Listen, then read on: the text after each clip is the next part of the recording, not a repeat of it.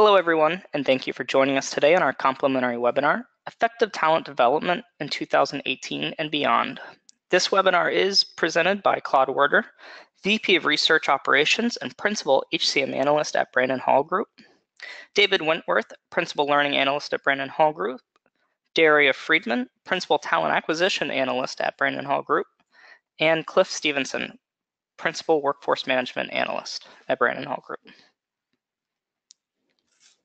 This webinar is sponsored by Cornerstone, where they help organizations to recruit, train, and manage their people. They work with hundreds of the world's largest companies, from Walgreens and Starwood Hotels and Resorts to DHL and Xerox, and thousands of smaller ones to help them engage their workforce and empower their people. Their software impacts every aspect of employee experience, helping people to make their best work even better, which ultimately transforms into greater business results. And now a little bit about Brandon Hall Group. We are a research and analyst firm that empowers excellence in organizations around the world through our research and tools. Our vision is to inspire a better workplace experience. We have world-class research, data, and expertise across all areas of human capital management.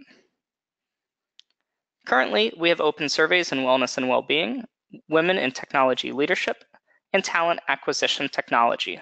We would love to hear from you. In exchange, you could receive free gift cards, research reports, and more. To participate, please visit our website, brandonhall.com, and click on Open Surveys. And finally, a few housekeeping items. This presentation is being recorded. The playback and slides will be provided to everyone within 24 hours of the webinar and a follow-up email. If you would like, you could download a copy of this presentation instantly. You may find it in the handout section now. If you would like to ask a question, please do so by typing it in the question box for our presenters.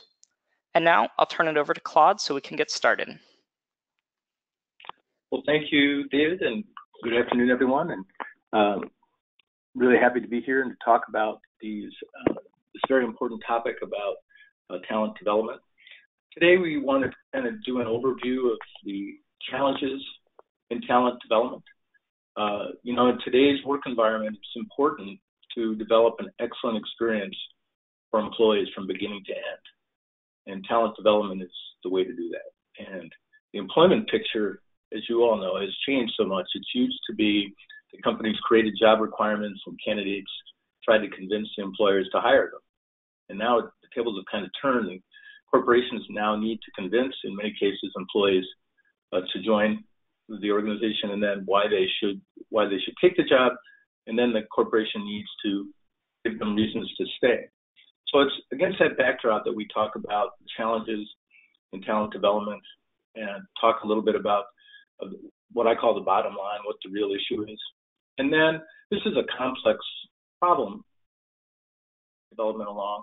And so we want to share with you 5 pillars for 5 things that if organizations can do this better, kind of sets them on the road to success. This is a complex problem, and we can't cover everything involved here in an hour. But hopefully we can provide for you some pillars and help you be successful. A lot of the research that we talk about today and a lot of the information we talk about, Outlook 2018 report, which came out earlier this year. And we did a lot of research looking at trends, and a lot of the information today comes from that research. Before we get started, I want to get a sense of where you all are related to talent development. So we have a polling question for you to get started. And we want to ask you that of the following choices, which poses the biggest challenge at your organization? A, aligning learning strategy and business goals. B, aligning talent management strategy and business goals, or aligning talent acquisition strategy with business goals, aligning workforce management or HR strategy and business goals, or all of the above more or less equally. I kind of want to take your temperature on this because we're going to talk a lot about aligning various talent strategies, and just want to kind of get a sense where you all are in terms of these things, and we'll tell you what the research told us, and then we'll go from there. While we're waiting, I also want to welcome and thank my colleagues David, Dara, and Cliff for joining us. They've played active roles in this research, and you'll find their viewpoints are helpful. David, how are we doing on people weighing in? We crossed over. About half of people have responded. I still see a few people responding. I know the answers were a little bit longer. I see some people answering now, but I think we've slowed down, so I'm going to close the results and share the poll. Okay. So it looks like more than 40%, close to half, struggle with these things, all of these things, the four A, B, C, and D, pretty much equally. And then another 30% really have the hardest time with aligning learning strategy and business goals. And that kind of, that lines up to a large degree with what we found. You know, if we go to the next slide, in our 2018 HCM Outlook research, we asked this question a little bit differently. For each HCM category, you know, learning, talent acquisition, and HR, we listed what areas of each discipline would get the heaviest attention this year. And then we asked respondents to rank about a dozen different factors and how much attention would be given to each. And in each discipline, the most frequent answer by far was aligning that particular discipline with the business. And as you can see from the graphic, the greatest percentage of people that said they struggled was people answering the learning strategy question. It was a big issue for everyone, but learning strategy got the highest response. So HCM leaders clearly understand that their functions are not strategically in sync with the overall business. But the core issue that these survey questions did not address, and that we want to address today, is that before each of the areas can be fully aligned with the business, they need to be fully coordinated or integrated with each other. We can't have any longer these different processes live as silos. They're inextricably linked to one another.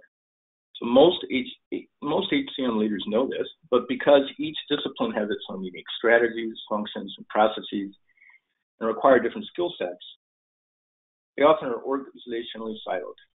And most organizations are trying to improve on this with different degrees of success, but there's a lot of challenges. And obviously, the scope of those challenges is more than we can wrestle to the ground today. So what we're hoping to do is by offering these 5 pillars that you can put some focus on these things, and hopefully that's helpful to you in moving forward. So we hope you'll be able to build a more aligned and integrated HCM function that in turn can be aligned with the other needs of the business. So let's start with what I call the bottom line. It really is to develop talent in ways that will improve business performance. All aspects of talent development must be strategically aligned, integrated, and leveraged. And we found in our research that we largely have the tools that we need to excel in talent development, thanks in large part to technology. But sometimes our mindsets, both as individuals and our organizations, many of our behaviors and the way that we work in talent development need to change.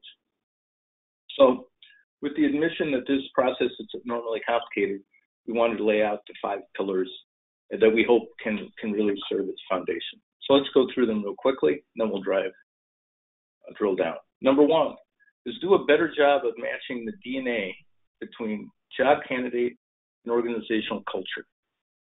So much of talent acquisition is about matching a job description with skills and abilities. But there's really much more to it than that, and we'll talk about that. Number 2 is drive learning from short-term memory to long-term memory. Making meaningful change in the business often means behavioral change, and to do that, the learning has to really drive learning into people's long-term memory, and we'll talk about how to do a better job of that. Reinvent leadership development to build emotional intelligence in our leaders. Our research shows that the employees of today want feedback. They want to be coached. They want their value of the organization confirmed. They have a lot of individual needs. And so this requires leaders that can understand all these things and be agile and open to change. And so emotional intelligence is an important factor. Number 4, make engagement efforts relevant to all areas of the workforce and link them with organizational and individual performance. Sometimes people take the pulse of engagement at the organization and don't necessarily tie it in a way that's going to lead to improvement. And even when they do, sometimes they do it for the organization as a whole rather than focusing on particular groups of employees. So we'll talk about that a little bit. And then last but not least, because it really affects all the other 4, is that we need to create an organization-wide focus on humanizing HCM technology. So those are the 5 pillars. And now we'll just drill into them a little bit and explain a little more. Okay, so let's start with number 1. Do a better job of matching the DNA between job candidate and organizational culture.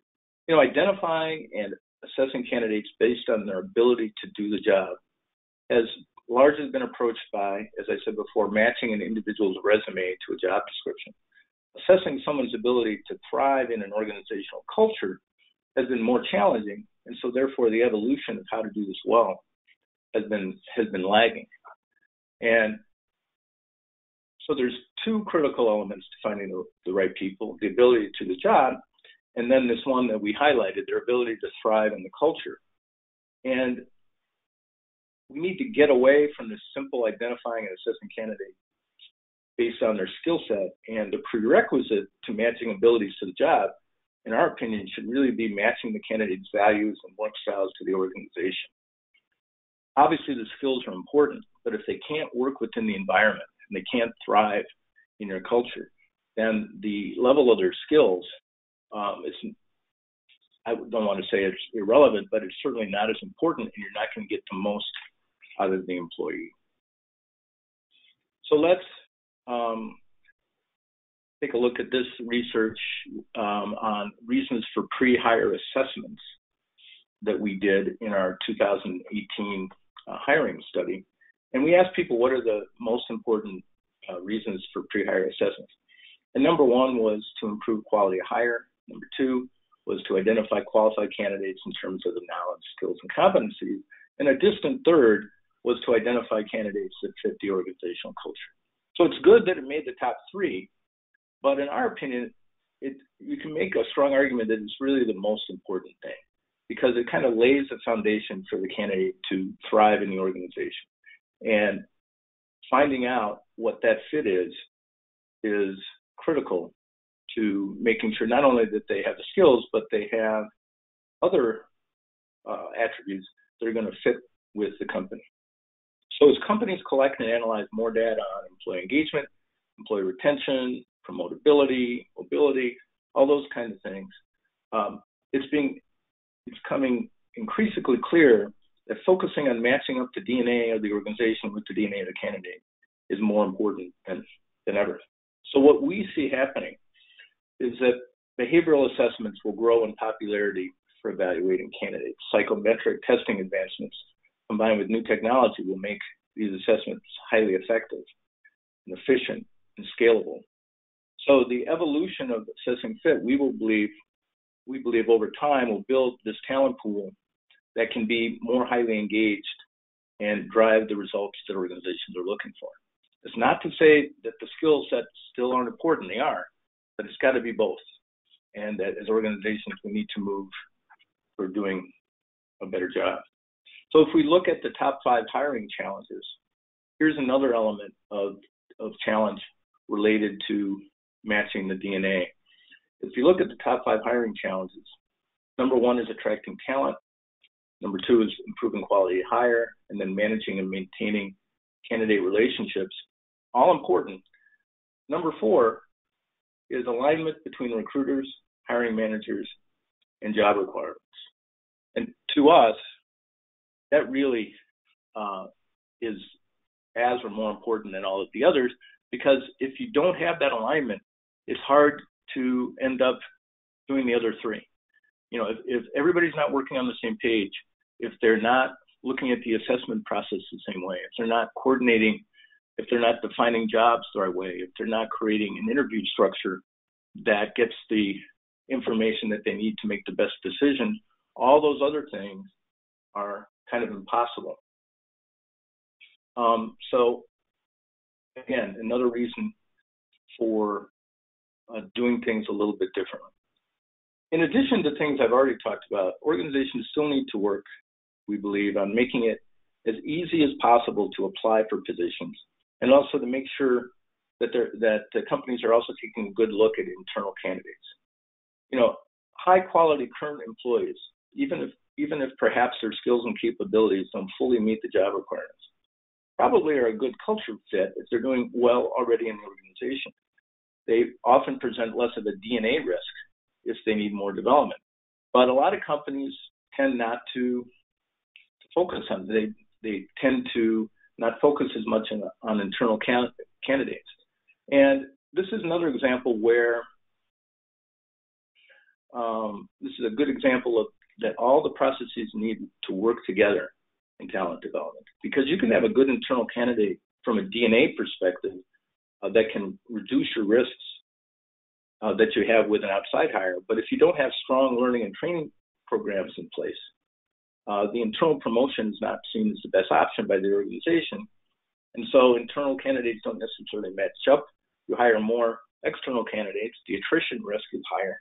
And then you have a domino effect potentially, because the people who are getting passed over tend to want to move on. So this becomes kind of a slippery slope. Earlier, I talked about that the base of all this is creating a good candidate experience. We want to talk a little bit about that. And Daria Friedman, who again is our Principal Talent Acquisition Analyst, kind of created a new way to look at the candidate experience, kind of a five-pronged approach, focusing on transparency, diversity, inclusion, fairness, and care. I just wanted her to take us through that a little bit, give us a few details before we move on. Daria? Great. Thank you, Claude. Hi, everybody. It's great to be here. Candidate experience is extremely important, and primarily because organizations realize that a negative candidate experience can really impact your organization's employer brand and corporate brand and overall organizational performance. And in addition to that, we saw that in our 2018 HCM Outlook survey that 6 in 10 organizations are paying moderate to heavy attention to candidate experience over the next 12 months. So since candidate experience is really such an expansive topic, and it starts with brand messaging and job positions and how you promote your openings, and it goes on through the entire hiring process, that I thought I would develop a framework, so to speak, or a process on how to assess your own organization's candidate experience. And it's based on these 5 components. And I'd like to start first with transparency. So transparency begins when an organization obtains an unbiased assessment of their own employee value proposition, or EVP, which is the alignment of the employer and employee values, and the way in which they express their EVP, and hopefully authentically, to internal employees and external candidates. It also applies to how positions are described, where the candidates are in the hiring processes, setting expectations for the recruiting and hiring process, and even getting feedback from candidates on their own experience. Being transparent about all of these processes enables candidates to understand whether or not they would be a good fit for the organization, or whether they would even like to work for the organization. For talent acquisition, it's not about the quantity of candidates, it's about the quality of candidates. And transparency helps drive quality candidates. Moving on to diversity. Great.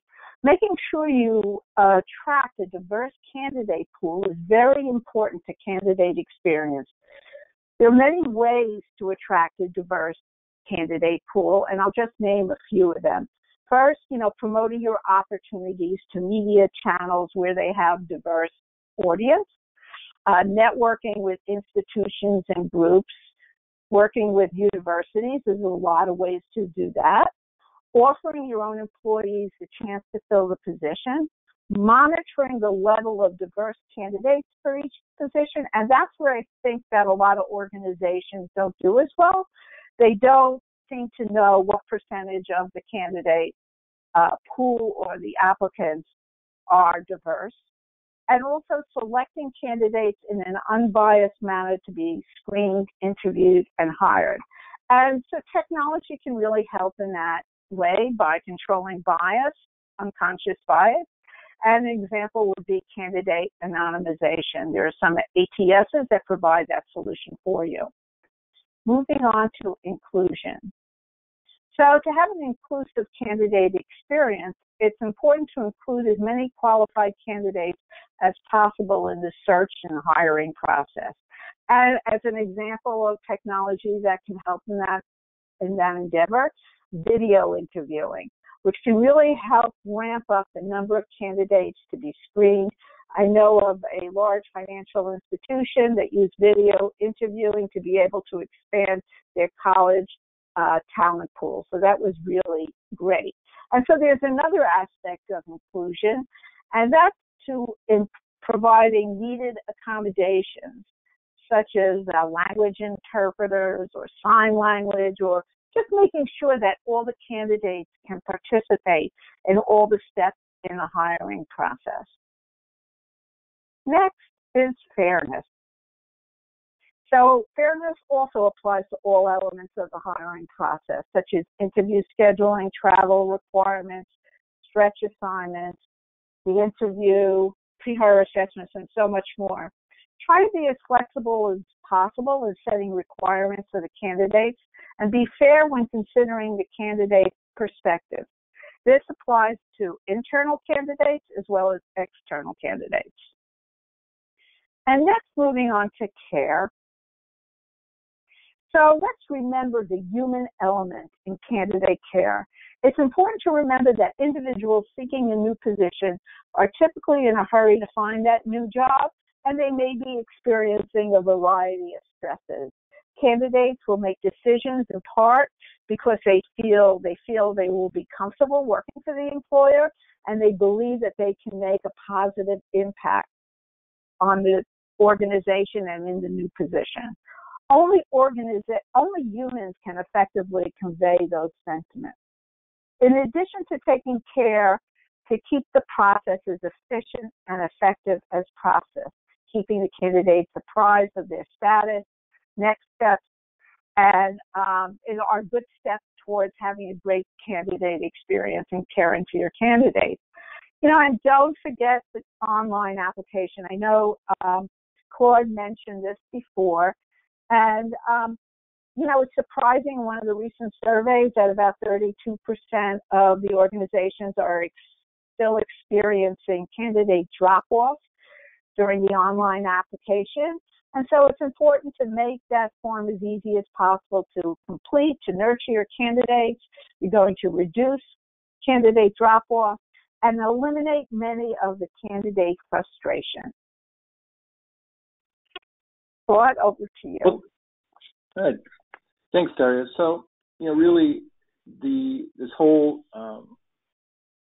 DNA thing with talent acquisition is so important, and the candidate experience is important, and focusing on culture is important. The other thing that we want to stress just real quickly, because I know we're spend a lot of time on pillar one, is onboarding. Onboarding on the next slide is really the linkage between all the good work you've done in talent acquisition and everything else you will do in the candidate experience. If the onboarding is good and starts introducing learning elements and coaching elements and makes employees feel comfortable, they feel like they've made a good decision and they're off to a good start. If they feel like maybe they've been sold a bill of goods and they get off to a rough start, then that could create problems. So onboarding is the other piece of it that I just want to touch on. Let's move on to pillar two, drive learning from short-term memory to long-term memory. So one of the big things that get the best results in terms of engagement is learning. development opportunities. But it can't just be any development opportunities. It has to be things that are really going to help employees do a better job for themselves so they learn and grow, and for the organization. And so this means focusing learning on things that can drive that learning from the short-term memory to long-term memory to really enable behavior change. So ways to do this are, new ways of delivering learning, like instructor-led training needs to give way to the flipped classroom, and the e-learning course should be folded into video and audio podcasts. And you can utilize gaming and virtual reality and simulation to provide the opportunity to hone skills in a safe environment. You can do more learning on the job. All these types of things used in the right way, which we'll talk about in a minute, can push learning from short-term memory to long-term memory. And by doing this, you're motivating learners by creating a more engaging learning experience. And the level of interactivity inherent to these learning approaches recruits more parts of the brain, and therefore creates, a higher degree of depth and breadth of retention. So that's what we're going for. And that's really important, because if you get them on board and they're aligned with the culture, and then you can develop them in a way that's meaningful to them, you're going to have a much potentially better employee experience, which can lead to higher retention and so on, and better business results. As we move to the next slide, there's several actual challenges to doing this. And one is and I won't spend a lot of time on this, but just there's some disconnects, according to our research, between companies and their learners. So here are a few examples from a research study we did where we talked to both learners and organizations about learning. And we asked them to rate effectiveness of different things on a 5-point scale. First of all, that nothing got over 4 out of 5. Most got in the 3 to 3.5 range. So neither learner or organization were overly thrilled by the effectiveness of the learning.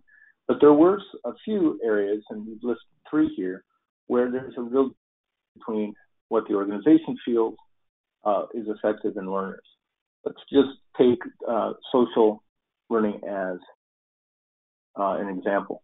Organizations rated this pretty high, and I think it's because in our interviews, our qualitative interviews, we find that organizations are pretty proud of the fact that they're now doing social learning and they're making inroads in informal learning. But the learners who are used to a consumer-grade experience with social media don't think it's so good. And so there's kind of a disconnect here where the organizations need to do a better job of creating learning experiences that really engage the learner. The same thing goes with the learning technology as a whole. If we move to the next slide, where organizations are more focused on the nuts and bolts of the learning system rather than how it appears and works for learners. And of course, the learners are all about accessing information, ease of use, relevant content, and availability of help and support. So again, they're looking at it very differently. We've got to close that gap so that we can provide ways to drive that learning from short-term memory to long-term memory. Same thing with mobile delivery. The iPhone has been around for 10 years. It is a huge part of people's lives. We move to the next slide. And even with all that, only 46% of companies say they deliver some amount of mobile learning. But what is striking is when we ask learners the same question, only 10% said that they have access to content on their mobile device. Now, how can that be? Well, because a lot of the content that organizations are loading are basically just regular e-learning courses that they put on the phone.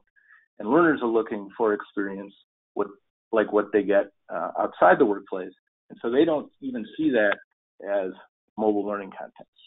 So there's another gap we need to bridge. So as we move on, there's good news and bad news here. The good news is that despite some of these, organizations really understand what they need to do. When we ask them what the most critical or important learning initiatives are in the 18 to 24 months, they want to address all the things we brought up and more.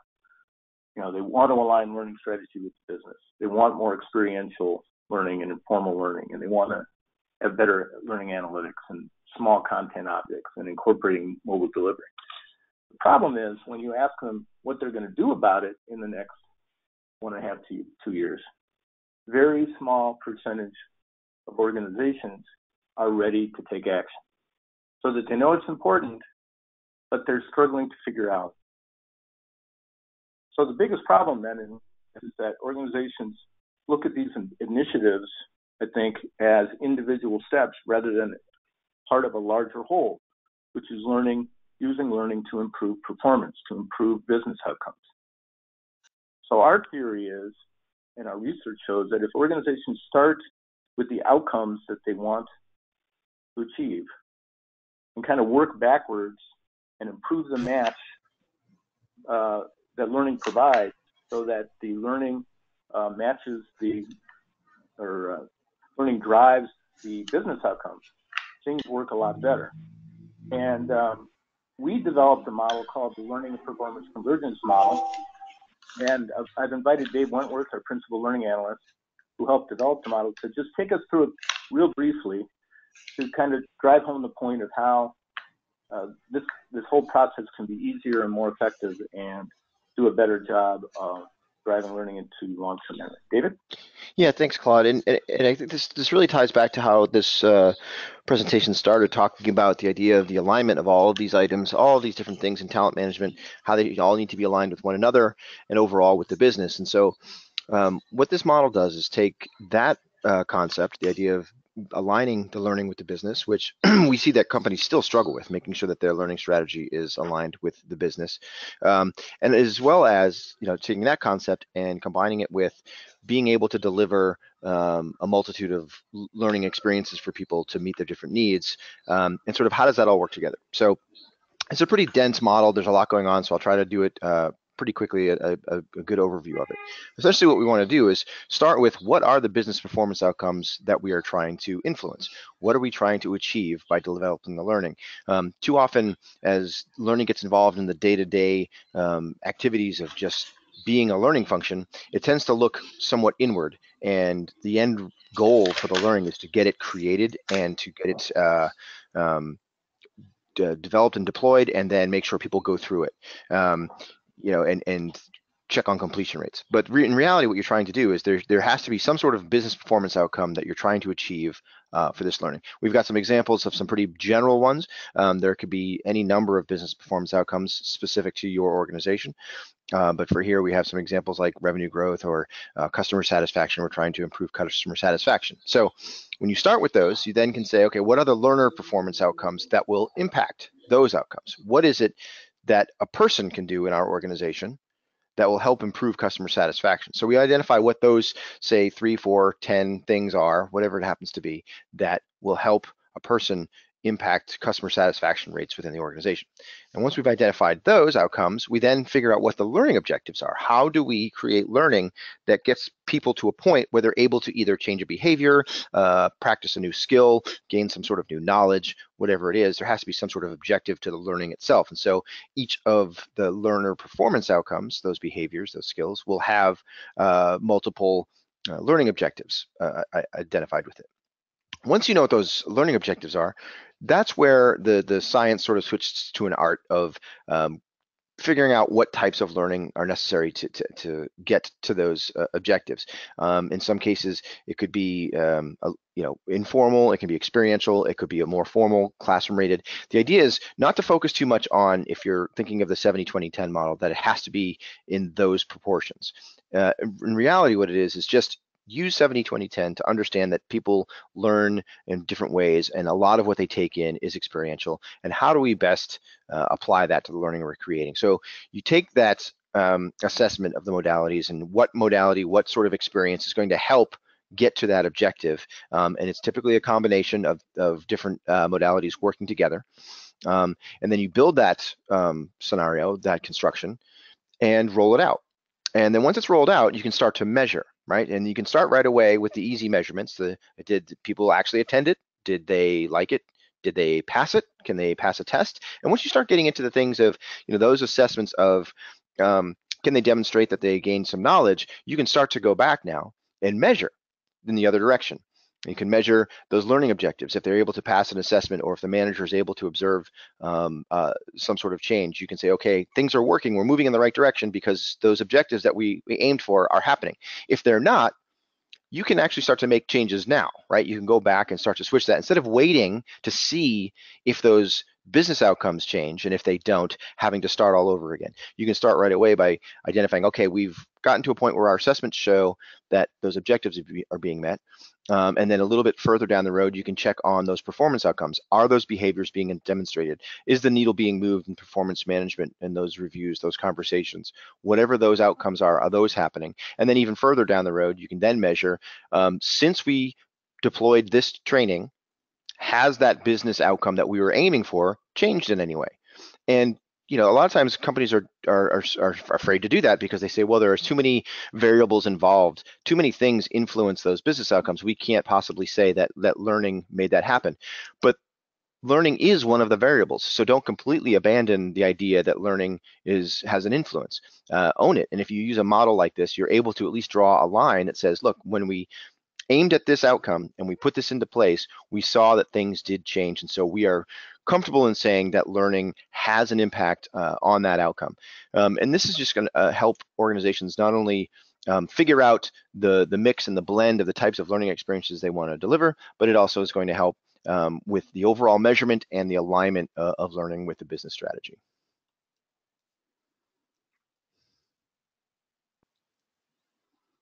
Sorry, I was on mute. So hopefully that gives you a good idea of some of the things that can be done to push learning from short-term memory to long-term memory. Now let's go to pillar 3, reinvent leadership development to build emotional intelligence in our leaders. There's a lot of money and time spent on leadership and development, and most of the effort has come down to identifying a core set of competencies that is most relevant to a leader's role within the organization. And then what is often done is an individual development plans created for the leader to achieve, the maximum depth and breadth of these competencies. With all of this effort, our research shows that less than 4 in 10 organizations say that their overall leadership development programs are effective. So something needs to be changed. There needs to be some disruption in leadership development, and a lot of organizations are talking about this. So if we believe that employees need to fit into the culture, then it is also important that leaders lead and manage in ways that resonates with the values and sensibilities of the employees. And we believe this requires emotional intelligence, which is a concept that Daniel Goleman developed in the mid-90s. And he found that the best leaders are differentiated by a high degree of emotional intelligence, which are things like self-awareness, self-regulation, motivation, empathy, social skills. And with this emotional intelligence, the best training and aptitude don't necessarily create a great leader, especially in today's flattened organizational structures where all levels of employees may be in a position to lead in some way, like with cross-functional teams and stuff. So we believe that this type of emotional intelligence needs to be taught as foundational skills, if we move to the next slide, where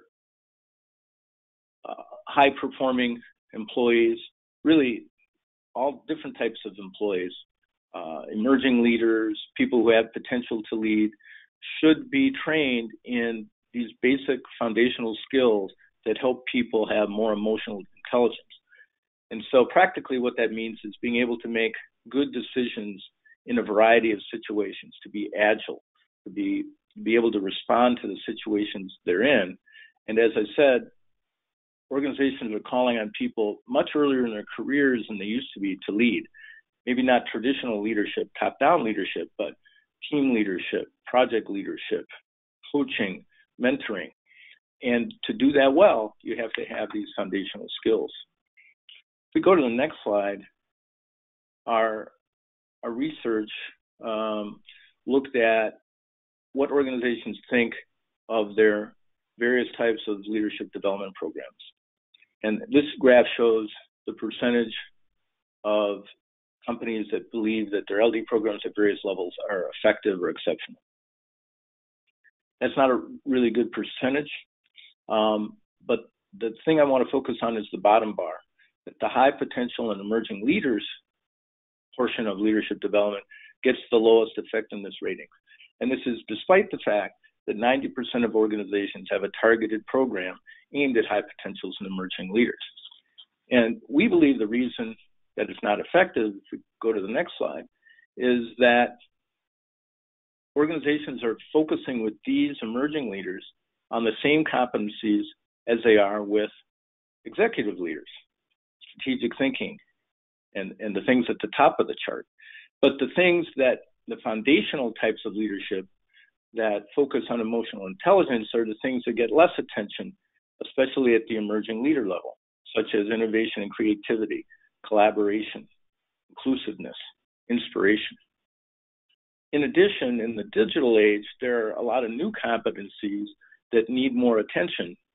And perhaps the senior leadership, and many of them are far along in their careers, maybe they shouldn't be focused as much on that, but the newer leaders, the emerging leaders, should be focusing on things like agility, leading through change, leading virtually, leading through disruption, creating a customer-centric culture, all of which are things that are necessary in the digital age.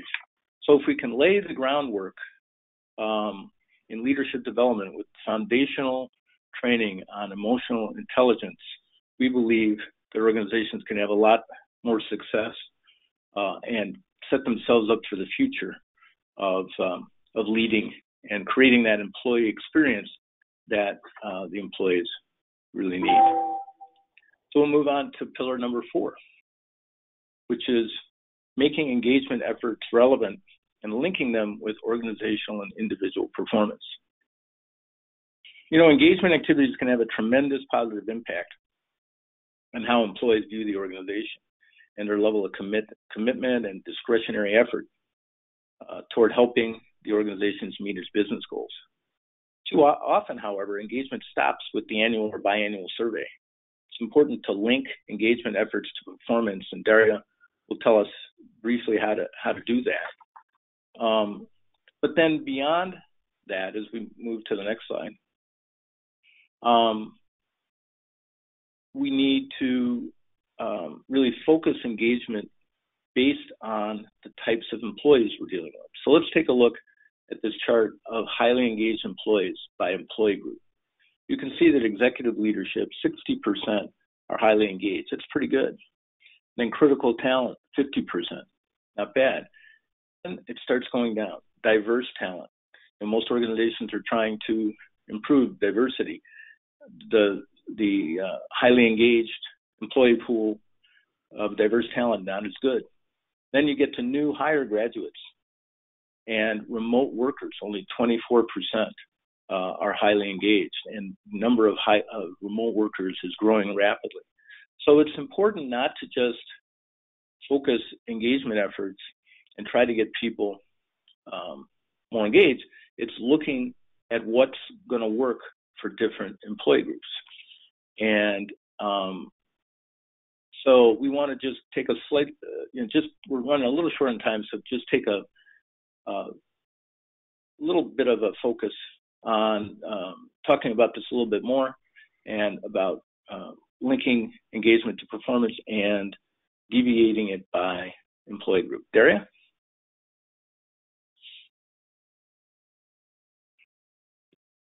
Daria, you there? You may be on mute.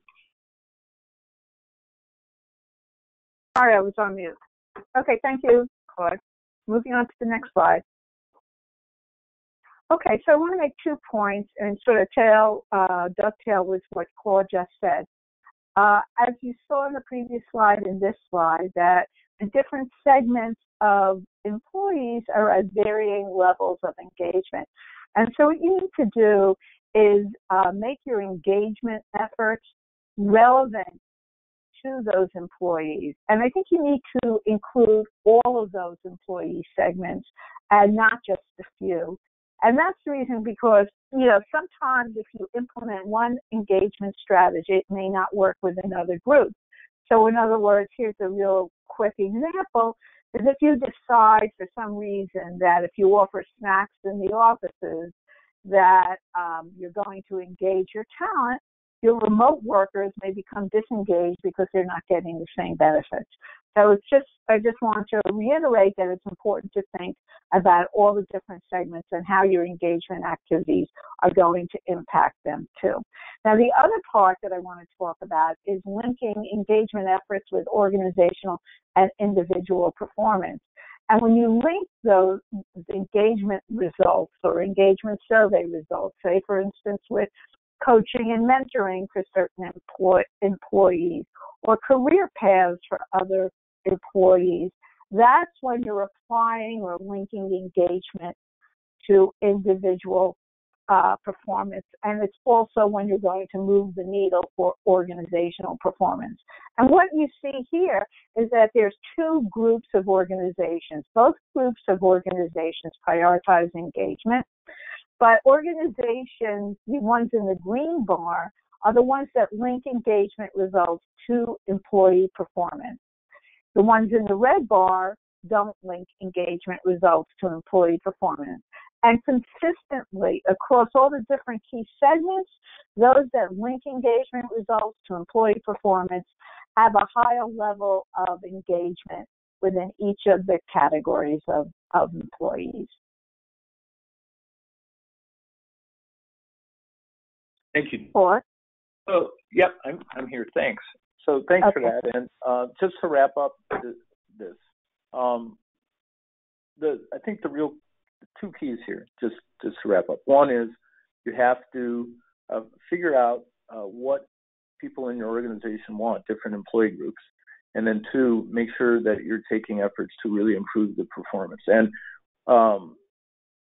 what we found is that engagement efforts that really focus on substantive things rather than, giving people perks, but things like coaching and learning and development and real opportunities are much better ways to engage people. And then you can match the way you do those things to the particular employee group.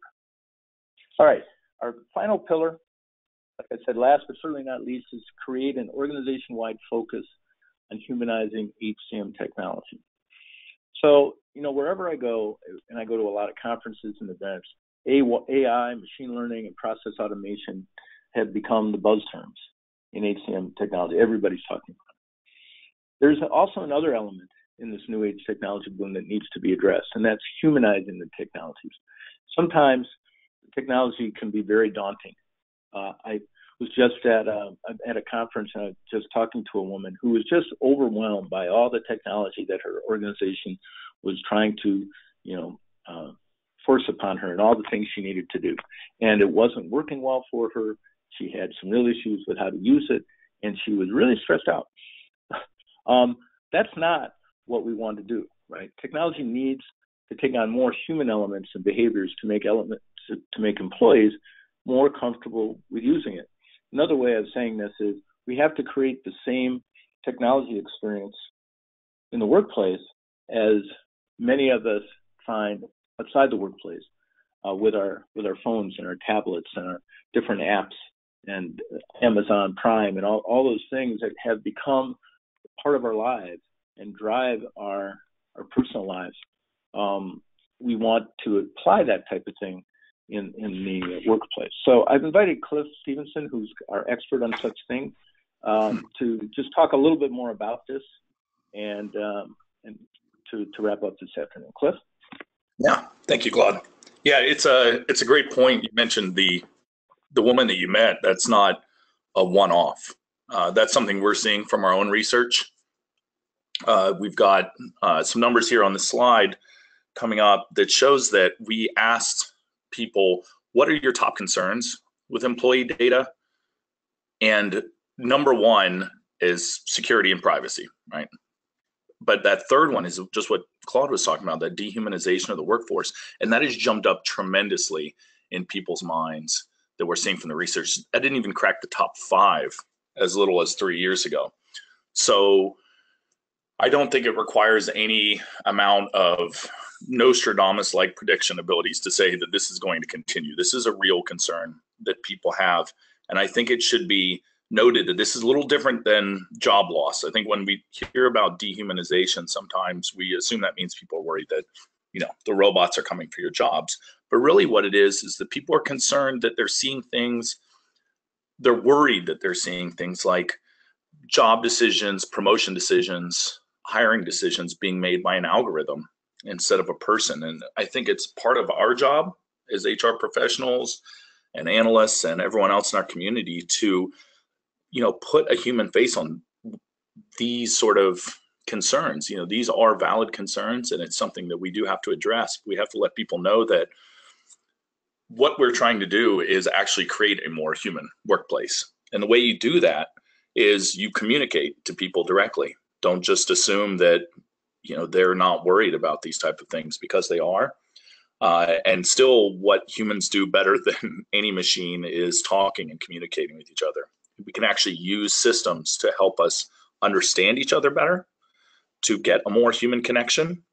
But we also need to then take that time that we've saved with these systems and not just think of it as, being able to do more with less, but focus our efforts on things that we've discussed earlier in this webinar, such as coaching.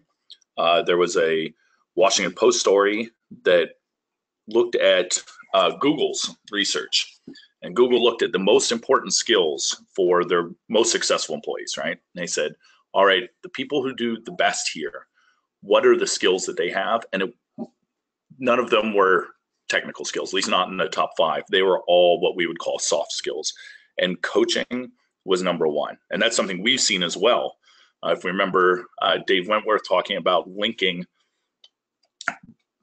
business outcomes to skills, we've seen that where organizations that focus on coaching or have a coaching aspect of their performance management do better as organizations on the bottom line.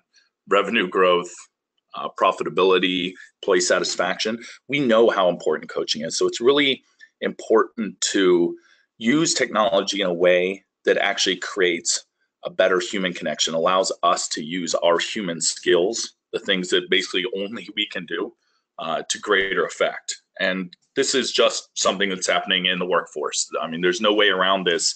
More and more people are working from home. More and more people are reporting senses of loneliness and that type of thing. So being able to make a more human connection by using technology, I know it seems oxymoronic, but is actually something that's out there. And I think it requires us to take that time to get more involved in training, in having conversations, in doing coaching to make us, better at doing what we do best, right? Connecting with people, talking to people, and making that emotional intelligence and increasing our emotional intelligence to bring it all back to what we were talking about before.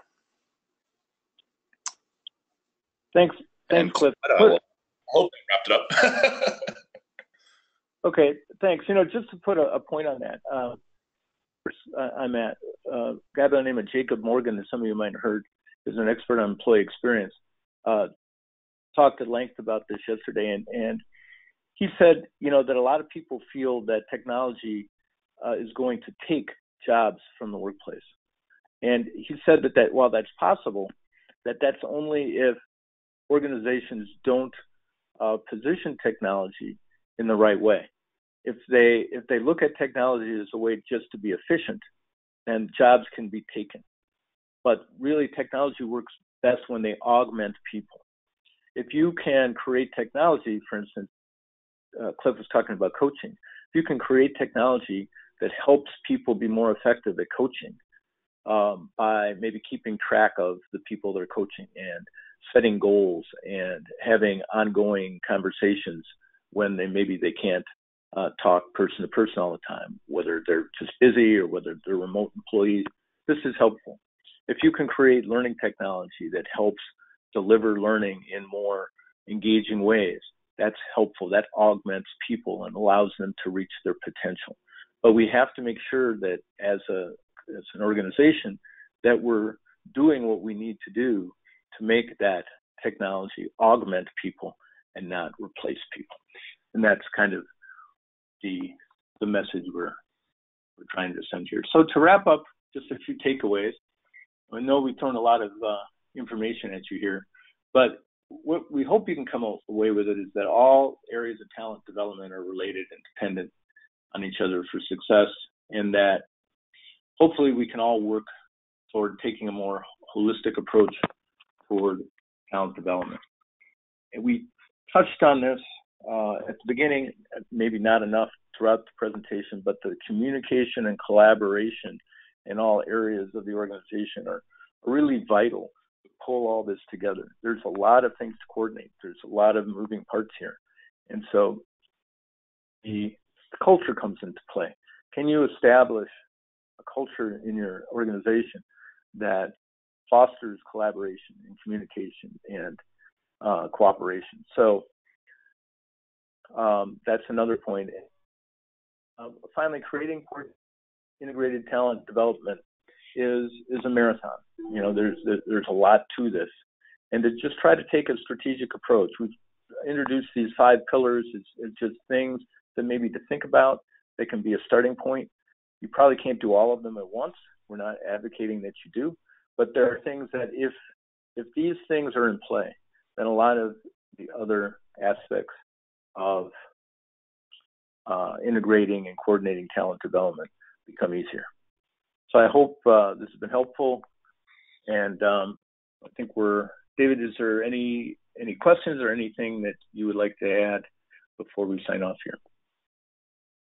Okay, well, thank you, Claude, Cliff, Daria, David, for providing that very valuable feedback, and thank you to all of you who have attended.